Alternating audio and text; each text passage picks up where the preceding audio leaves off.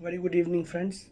आज एक और इंटरेस्टिंग केस देखते हैं और बहुत इंटरेस्टिंग रेमेडी जो आपको रूटीन में बहुत काम आने वाली है। ठीक है, तो ये केस है 45 ईयर ओल्ड फीमेल का। फीमेल पेशेंट है। ठीक है, वो क्या बोलती है कि डॉक्टर साहब अभी मुझे बहुत ज़्यादा कमज़ोरी लग रही है। ठीक है, पहले तो मैं अपना काम अकेला कर लेती थी, अब मुझे लोगों का सहारा लेना पड़ता है। ठीक है, और ज़्यादा काम करती हूँ तो सांस लेने में तकलीफ़ होने लगती है। तो मैंने पूछा ये कब से चल रहा है आपको? तो बोला करीब 3-4 साल हो गया है। ठीक है, डॉक्टर को समझ में नहीं आ रहा कि क्यों हो रहा है मेरे को। वो कोई बोलता है आपको थोड़ा सा किडनी का प्रॉब्लम है, कोई बोलता है आपको पाचन क्रिया बराबर से नहीं हो रहा है। तो ये सब डिफरेंट डिफरेंट डॉक्टर बताते हैं। तो मैंने पूछा और, तो फिर बोला, मैंने पूछा कि आपको क्या लगता है किस वजह से हो रहा है या ये समस्या हो रही है? बोला मुझे कुछ समझ में नहीं आ रहा किस वजह से हो रहा है।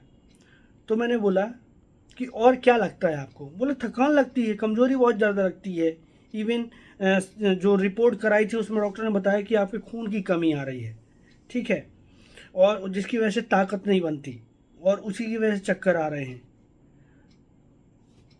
तो तो मैंने कहा इसकी और, तो बोलती है वो, तो इसलिए तो मुझे जीने की इच्छा नहीं होती है। तो मैंने पूछा क्यों? तो बोलती है अब मुझसे काम ही नहीं हो पाता। ठीक है, तो पहले तो मैं इतना सारा काम कर लेती थी, अकेले ही दम पर कर लेती थी। अब तो मुझे सहारा लेना पड़ता है, 3-4 लोगों का सहारा लेना पड़ता है और काम नहीं हो पाता है। इतनी ज़्यादा कमज़ोरी लगती है मुझे। मैंने पूछा और इसके अलावा और क्या होता है? बोला सिर दर्द होता है, चक्कर आते हैं, हाथ पैर दर्द होते हैं, कुछ काम नहीं हो पाता। फिर मैंने कहा ये आप कैसे करती हो? तो पेशेंट बोलती है मर मर के करते हूँ, क्या करूँ, मजबूरी है, करना तो पड़ेगा, नहीं तो कौन करेगा। इच्छा नहीं भी होती तो भी करते हैं। तो मैंने पूछा कि आप कैसे करते हो फिर आप? तो बोलती है जो ज़रूरी काम है मैं उतना कर लेती हूँ, मुझसे ज़्यादा काम नहीं होता है। बीमारी ही ऐसी हो गई है कि समझ में नहीं आ रहा मैं क्या करूँ और आपको मैं क्या बताऊँ। इसके पहले मुझे कभी कोई ऐसी बीमारी नहीं थी।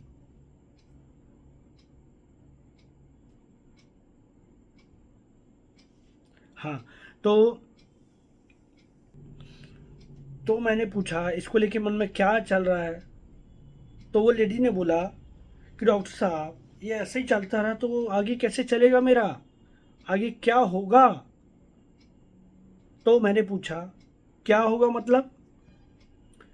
तो फिर वो लेडी ने बोला घर का कोई काम नहीं हो पाएगा, घर का कोई काम नहीं हो पाएगा। मैंने कहा सब आपको ही करना पड़ता है क्या?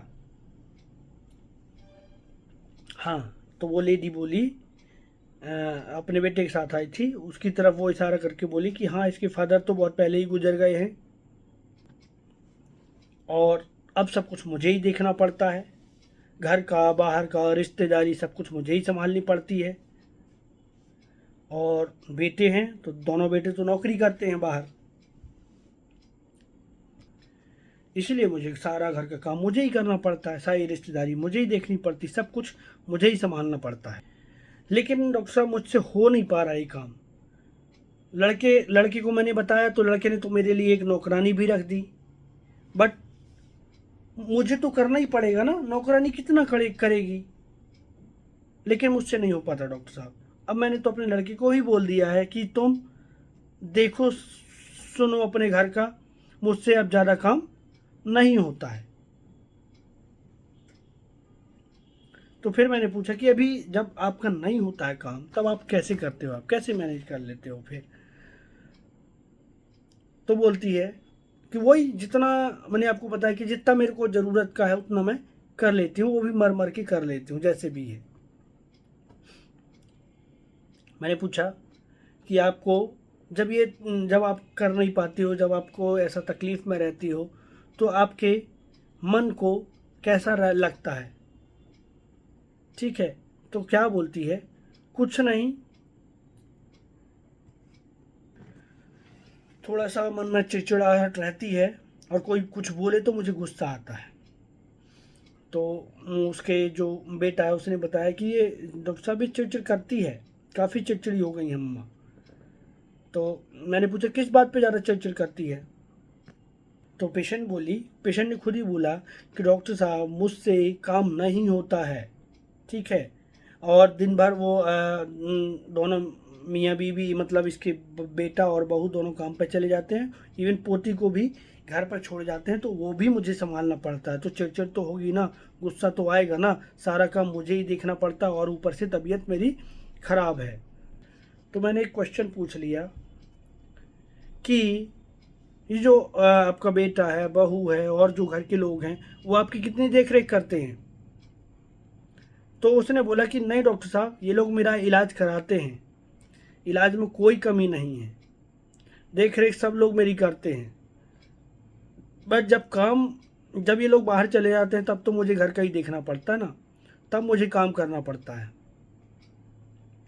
तो और तो लड़के जो बेटा है उसने बोला डॉक्टर साहब जब हम लोग आते हैं जिससे पूछते हैं मम्मा कैसी हो, तो इसको और ज़ोर से गुस्सा आता है, ठीक है, गुस्से में रहती है, तो और बोलती है कि तुम लोग अपना देखो मुझे छोड़ दो, ठीक है, लेकिन घर का सारा काम गुस्से में करती रहती है। एक केस और था मेरा मैंने आपको शेयर किया होगा, वो भी एक ही रेमेडी का केस है, अभी बोलता हूँ उसको भी।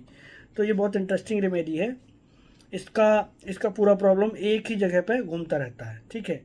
तो अभी देखो आप, तो मैंने पूछा तकलीफ़ आप सबसे ज़्यादा कब महसूस करती हो, तो पेशेंट बोलती है तकलीफ़ तो मुझे दिन भर रहती है, बट जब मैं फ्री होती हूँ ना शाम के टाइम पे या रात को, तो मुझे तकलीफ़ ज़्यादा महसूस होती है। तो फिर मैंने पूछा उस टाइम पे आप क्या करती हो, तो बोलती है कुछ नहीं करती हूँ, थोड़ा मन ठीक नहीं रहता और चिंता रहती है, थोड़ा परेशान रहती हूँ। तो मैंने पूछा किस चीज़ की चिंता रहती है, तो बोलती है घर की, बच्चों की, अपने भविष्य की, सबकी चिंता रहती है। तो मैंने पूछा उसके बेटे से पूछा बताओ आप इनके बारे में थोड़ा, तो उसके बेटे ने बोला कि मम्मा का स्वभाव तो चिंता वाला है ही डॉक्टर साहब, ये हमेशा किसी न किसी चीज़ को लेके चिंता करती रहती हैं। तो जैसे बेटे ने बोला कि इनको किसी न किसी चीज़ की चिंता लगी रहती है। तो मैंने पूछा कि अभी आपको क्या चिंता है, तो बोला कि अभी तो खैर खास कोई चिंता नहीं है डॉक्टर साहब, अभी तो बस मैं यही सोचती हूँ क्या होगा, बाकी पहले बहुत चिंता थी हमेशा से, क्योंकि पति बहुत जल्दी एक्सपायर हो गए, बच्चों की चिंता, बच्चों की शादी करना, बच्चों को पढ़ाना लिखाना, ये सब चिंता तो मुझे शुरू से ही थी। तो बस यही केस था। अब इस केस को हमको समझना है कि ये पेशेंट किस तरीके का है। मुझे लगता है कि जो लोग जुड़े हुए हैं हमारे चैनल से या कहीं ग्रुप्स में जुड़े हुए हैं ना, तो उनको ये केस समझ में आ गया होगा, और जो लोग माइंड मेथड से प्रैक्टिस करते हैं उनको इजीली समझेगा ये केस, ठीक है, क्योंकि बहुत सिंपल केस है और बहुत कॉमन रेमेडी का केस है जो आपको रोज़ डे टू डे लाइफ में आपको काम आने वाली रेमेडी है। तो इस तरीके की रेमेडी को आपको समझना है। तो अभी देखते हैं फ्रेंड्स, इस केस में ना पेशेंट सबसे ज़्यादा क्या फील कर रहा है, बिल्कुल सीधा सीधा आप देखेंगे ना तो आपको समझ में आ जाएगा केस। तो पेशेंट सबसे ज़्यादा क्या फील कर रहा है, तो सब शरीर में ताकत नहीं है, ठीक है, कमज़ोरी है, काम नहीं कर, जो पहले काम कर लेती थी मैं उतना काम नहीं कर पा रहे हूँ। तो ये सीधा हमारे पास एक रूब्रिक है, डिल्यूजन पुअर, मतलब जो आपकी पहले स्ट्रेंथ थी, हेल्थ थी, वो घट करके नीचे आ गई है, ठीक है। तो दिस इज पुअर। पुअर को आप हमेशा हेल्थ से जोड़ के रखेंगे। पहले मेरे पास 50 लाख रुपए था, अब 1 लाख रुपए ही बचा, तो I was healthy, now I am poor. तो ऐसे ही इस लेडी के पास पहले बहुत स्ट्रेंथ थी, अकेला ही काम कर लेती थी, लेकिन अब ये लेडी काम नहीं कर पा रही है। तो बहुत सारे पेशेंट बोलते हैं डॉक्टर साहब शरीर में जान ही नहीं है, शरीर में ताकत ही नहीं है, कुछ करने की हिम्मत ही नहीं हो रही क्योंकि कर ही नहीं पाती हूँ मैं। तो दिस इज रूब्रिक पुअर। और दूसरा रूब्रिक है इसको देखो हेल्थ की चिंता है, ठीक है, इलाज करा रही हूँ, ये हो रहा है वो हो रहा है, पर समझ में नहीं आ रहा ऐसा क्यों हो रहा है, हीमोग्लोबिन कम हो गया। तो anxiety health about and future in regarding to the, मतलब इसको एंजाइटी हेल्थ अबाउट है और फ्यूचर के बारे में इसको चिंता है कि आगे क्या होगा मेरा। उसने एक बढ़िया बात बोली थी, डॉक्टर साहब इसके पहले ना मैं बिल्कुल ठीक थी, कभी कोई बीमार नहीं हुई मैं। तो हमारे पास बहुत बढ़िया रूब्रिक है, वेल फील्स वेरी इल बिफोर फॉलिंग। इसके पहले तो डॉक्टर साहब मैं बिल्कुल ठीक थी, ठीक है, इसके पहले मुझे कभी कोई बीमारी ही नहीं हुई और ये बीमारी हो गई। तो वेल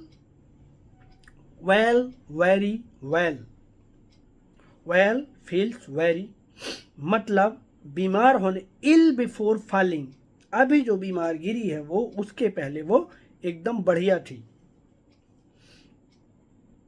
अभी देखो उसने क्या बोला, बहुत बढ़िया रूब्रिक है हमारे पास।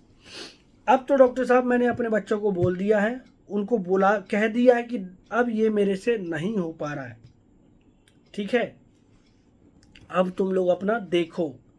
तो responsibility want to give up हर,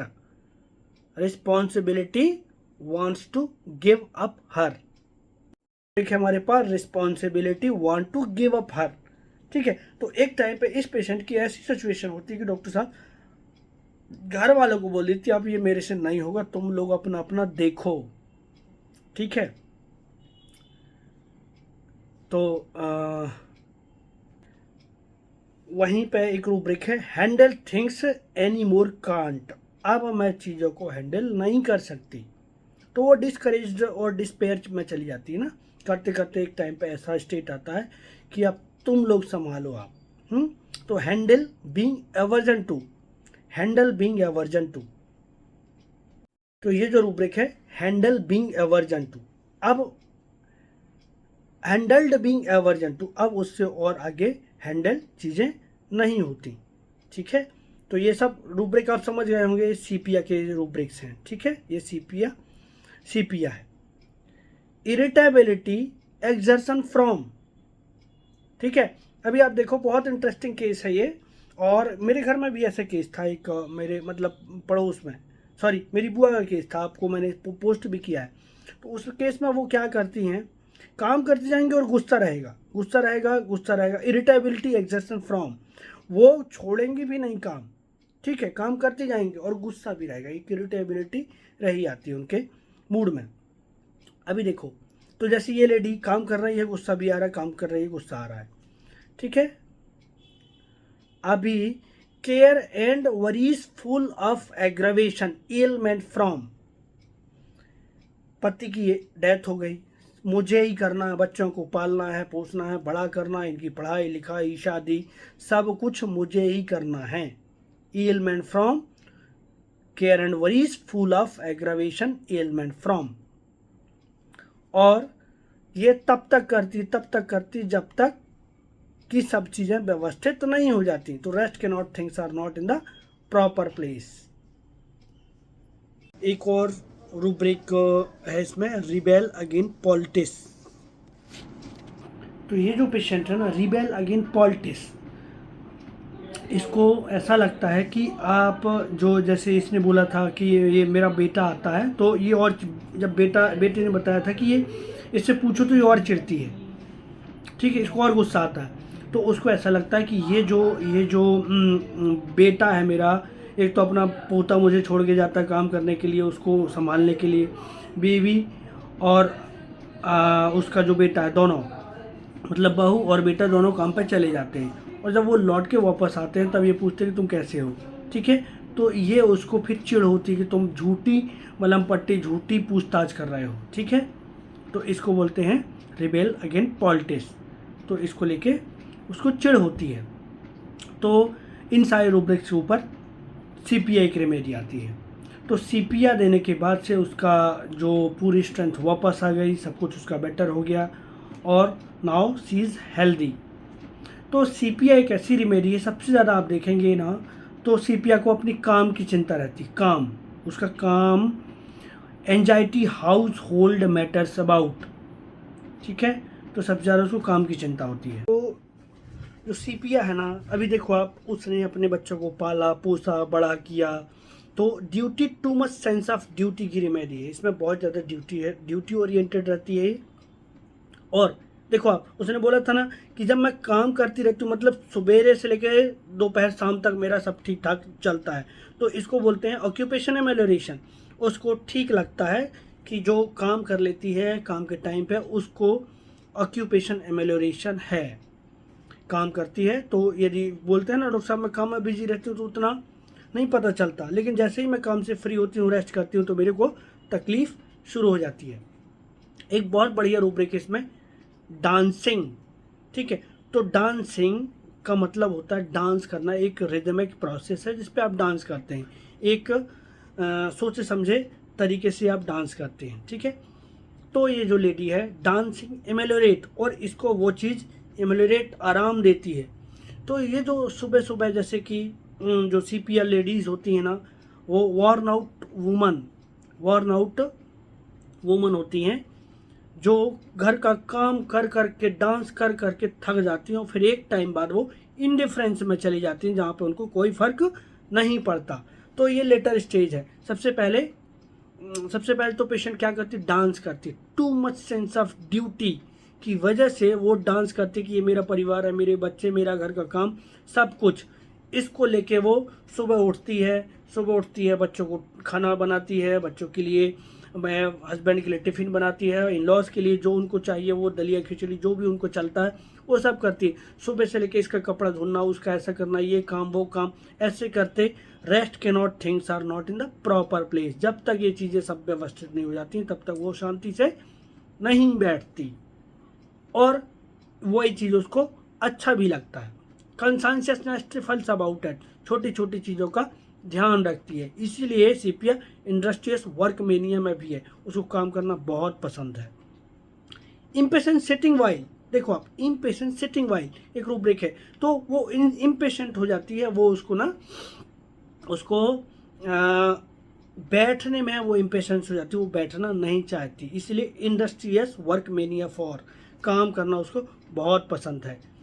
एक टाइम बाद जब इतना करती है कर करके थक जाती है, उसको कोई पूछने वाला नहीं है, ठीक है। इस केस में वो, उसका बेटा आता है और उसके ऊपर ध्यान नहीं देता है, उसको ऐसा लगता है उसको बेटा ध्यान नहीं देता, और वो अपने पोते को छोड़ करके चला जाता है, ठीक है। तो डिल्यूजन निगलेक्टेड सी इज, ठीक है, एलिमेंट फ्रॉम निगलेक्टेड बीइंग, उसको निगलेक्ट किया जाता है, तो फिर उसके रेसिप्रोकेशन चाहिए, सीपिया को नहीं मिलता, ठीक है। फिर जाके वो क्या होती, इनडिफरेंस, उसको फिर कोई फर्क नहीं पड़ता, बच्चा भूखा पड़ा रहा है, हस्बैंड भूखा चला जाए, उसको कोई फर्क नहीं पड़ता। Indifference lies with the close eye, आंख बंद करके वो चुपचाप पड़ी रहती है, जो होगा देखा जाएगा, ठीक है। तो एक और है इसमें, फास्टिडियस भी है, बहुत ज़्यादा चीज़ों को व्यवस्थित रखती है।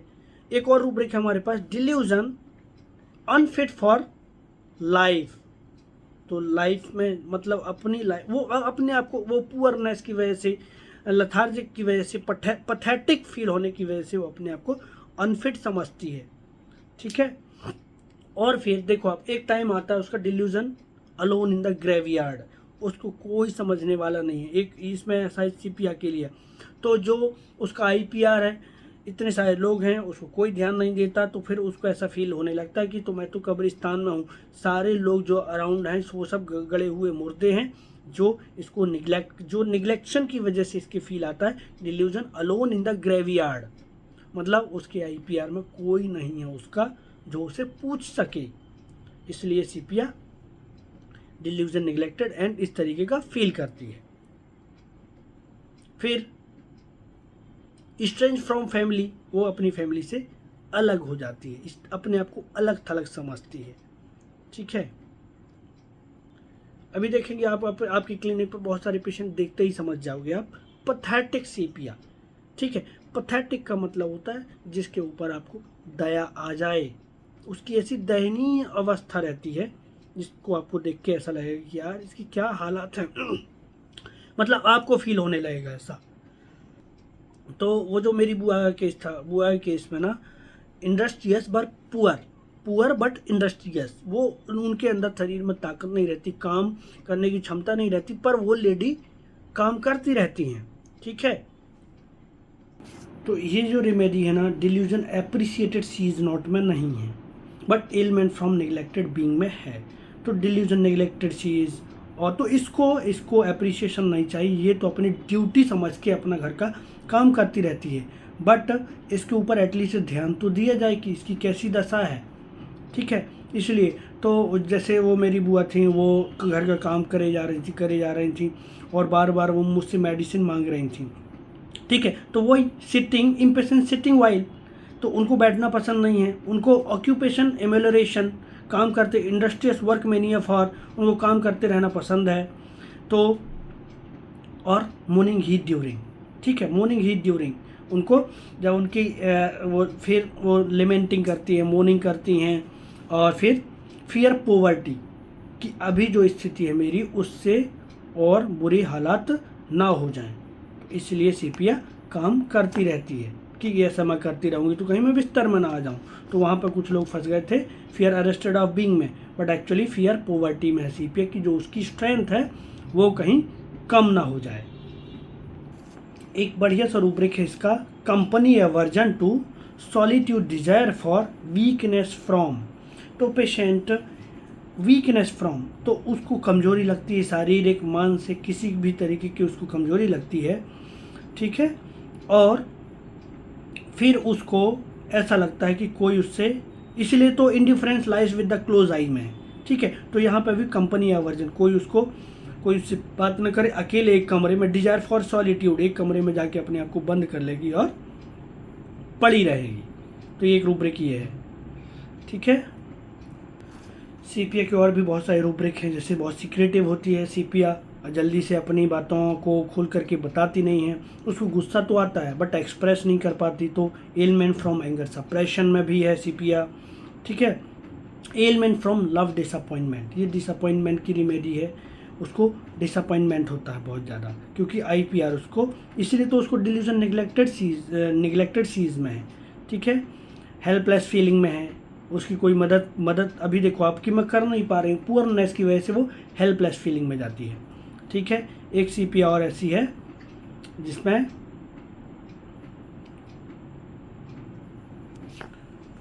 तो सीपिया की बहुत सारी स्टेजेस हैं, अभी एक साइलेंट ग्रीफ में भी पड़ी रहती है। ठीक है, तो सीक्रेटिव बताती नहीं है, अपने अंदर ही अंदर ग्रीफ दबा के रखती है। तो इवन सीपिया है कि narrating while telling her sickness. ठीक है, weeping narrating while telling her sickness, मतलब जो वो सीपिया भी एक बहुत ज़्यादा रो के बताने वाली पल्सेटिला टाइप का, जब आपकी क्लिनिक पे आएगी तो बहुत रोएगी। तो this is also pathetic situation, आपको ऐसा लगेगा कि इसको कितनी तकलीफ़ में है ये। ठीक है, तो this is little about sepia remedy, बहुत काम की रेमेडी है, बहुत टाइम आप यूज़ कर सकते हैं इसको प्रैक्टिस में, बहुत यूज़फुल रेमेडी है और डे टू डे की रेमेडी है। तो आप लोग यूज़ करिए इसको और अप्लाई करिए अपनी क्लिनिक पे, इस और किसी भी तरीके की पैथोलॉजी में ये काम करेगा, इसमें कोई प्रॉब्लम नहीं है। ठीक है, तो और सीखिए, learn homeopathy, this is absolutely wonderful science जो आपको बहुत काम आएगा आपकी डे टू डे लाइफ में और प्रैक्टिस में और पेशेंट्स की हीलिंग में। Thank you for watching.